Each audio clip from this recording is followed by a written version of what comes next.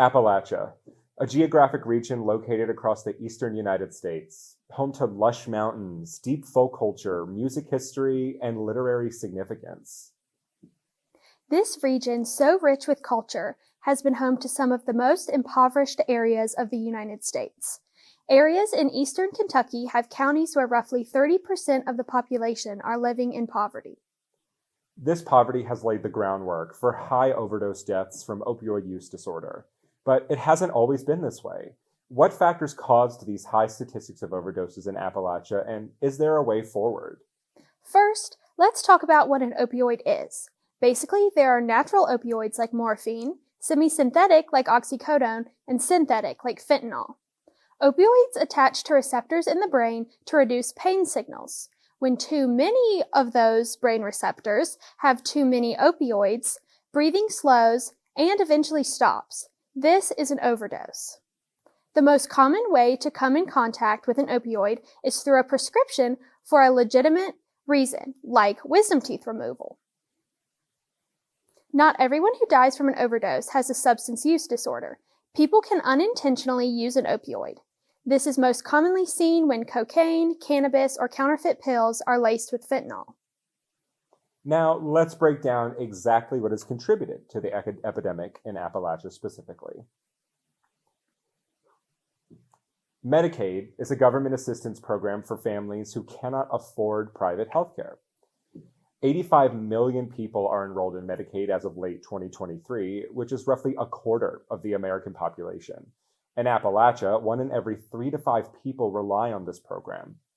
To put this coverage into perspective with the opioid crisis, according to a study done in 2017, nearly 2 million non-elderly adults had an opioid use disorder, and nearly 40% were covered by Medicaid. Medicaid has responded to this crisis by attempting to expand coverage by covering inpatient and outpatient treatment. But the expansion can't keep up. People in the United States and Appalachia are still in poverty. Appalachian regions tend to trend downward in median incomes when compared to their non-Appalachian counterparts.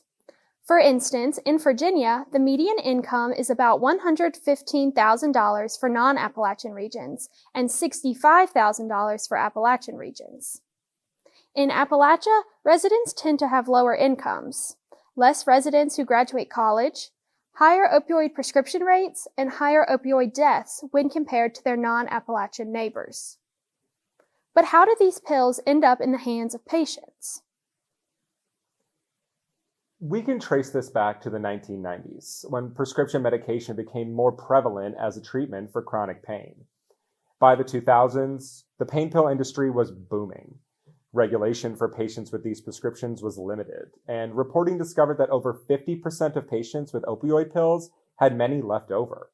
This statistic also revealed that many people over the age of 12 got the pills by stealing from a relative.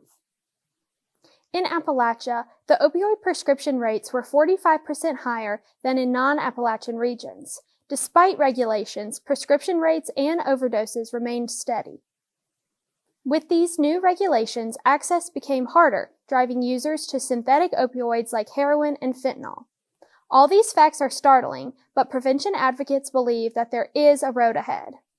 Potential solutions include creating cultures of compassion in counties affected, increasing access to treatments like Narcan, driving business growth to pull residents out of poverty, cracking down on opioid distribution, but most of all, advocating for local communities. Appalachia remains a region rich in culture, with people richer in stories. The opioid crisis is not a true reflection of who they are, but the path forward looks promising.